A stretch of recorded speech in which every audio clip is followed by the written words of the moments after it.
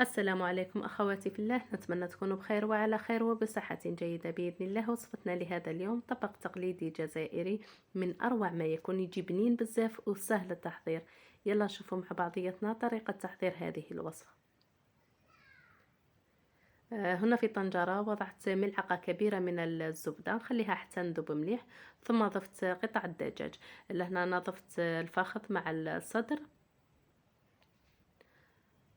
ثم ضفت حبة بصل كبيرة الحجم مهشمة رقيق.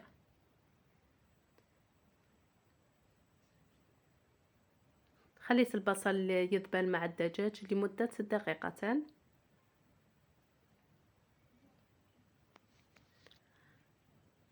ثم ضفت لهم التوابل. نحتاج في التوابل إلى ملعقة صغيرة من الملح. كمية الملح دائما تبقى على حسب الرغبة. نصف ملعقة صغيرة من القرفة، نصف ملعقة صغيرة من الفلفل الأسود. خلي التوابل يتحمسوا مع الدجاج لمدة دقيقتين عفوا، بطبيعة الحال على نار تكون هادئة. لهنا عندي كمية من اللحم المفروم، ضفت له نصف حبة بصل مهشمة مع رشة من الفلفل الأسود ورشة من القرفة ورشة من الملح. ندمج التوابل جيدا مع اللحم المفروم والبصل، ونبدأ نشكل في كريات صغيرة بهذه الطريقة. نكمل الكمية نتاعي كامل بنفس الطريقة ونتركها على جنب. نرجع للطنجرة نتاعي. لهنا بعد ما تحمس التوابل جيدا مع الدجاج، ضفت حفنة حمص منقوعة ليلة كاملة في الماء، وغمرت الدجاج بالماء يكون ساخن. لهنا ما نشرح نحتاج الماء كمية كبيرة، تكون كمية صغيرة فقط أو قليلة فقط. خليت المرق نتاعي حتى نغلى مليح، حتى نبدا يغلي المرق نتاعي، وضفت كريات اللحم المفروم.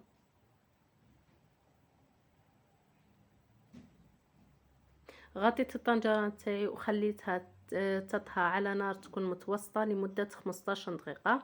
من جهة أخرى لهنا عندي بطاطا مسلوقة في الماء والملح، وهي سخونة هكذا هرست البطاطا وخليتها تبرد على جنب. هنا راح نستعملوا البطاطا لازم تكون باردة ما تكونش سخونة.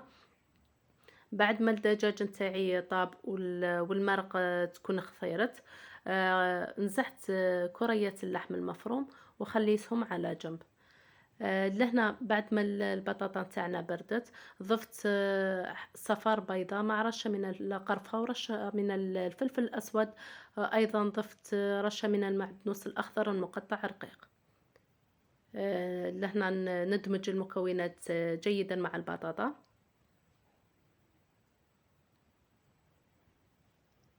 هنايا دهنت اليد نتاعي بقليل من الزيت هكذا باش تسهلي عملية بسط البطاطا. بديت نبسط في البطاطا نتاعي في راحة اليد. في المنتصف ضفت لها كرة اللحم المفروم. عاودت غلقت على اللحم وشكلت كرة من جديد. لهنا عندي زوج بيضات ضفت لهم رشة من الملح واخفقت البيض جيدا.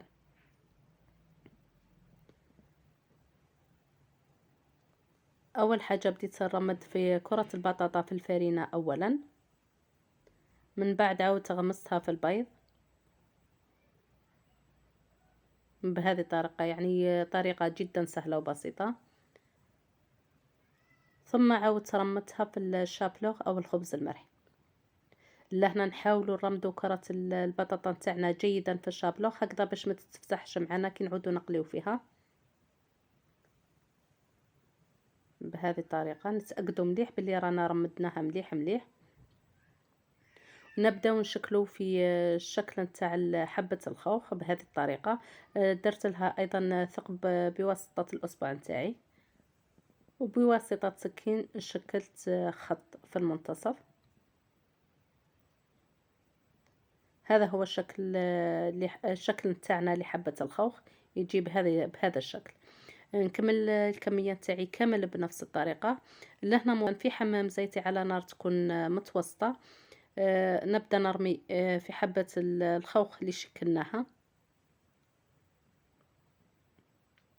بهذه الطريقة. لهنا كما راكم تلاحظوا أني نحرك في المقلاة تحريك خفيف هكذا باش كامل تكتسب لون موحد. هذا هو اللون اللي رانا نحوسو عليه، احمر خفيف. ننزع حبة الخوخ نتاعنا بعد ما اكتسبت هذا اللون، ننتزعهم ونخليهم على جنب. نروحوا لهنا لصحن التقديم. لهنا في صحن التقديم وضعت قطع الدجاج مع حبة الحمص.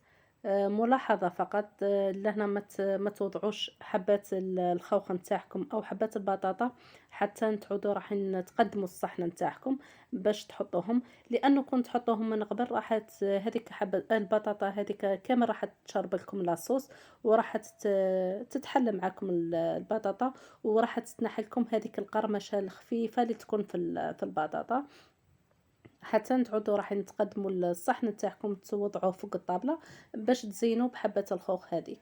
لهنا رافقتها بالصلصه باللاصوص نتاع المرق نتاع الدجاج. جات بنينه بنينه بزاف بزاف، جات ما شاء الله. نتمنى تجربوا هذا الطبق راح يجيكم بنين. ايضا نقترح عليكم هذا الطبق الشهر الفضيل شهر رمضان. ان شاء الله ربي يدخلوا علينا بالصحه والهنا ان شاء الله والامن والامان، وربي يتقبل منا يا رب العالمين. يجي فوق الطابله تاعكم يجي راقي، يجي ما شاء الله، يزيد تحفه فوق الطابله تاعكم. هنايا نكون وصلنا لنهاية الفيديو. نتمنى الفيديو تاع نهار اليوم نال اعجابكم. لا عجبكم الفيديو ما تنسوش تحطوا له لايك، وما تنسونيش ايضا بالتشجيعات تاعكم اللي تزيدوا تشجعوني بها. وانتظروني الى فيديو اخر باذن الله. في امان الله، الى اللقاء.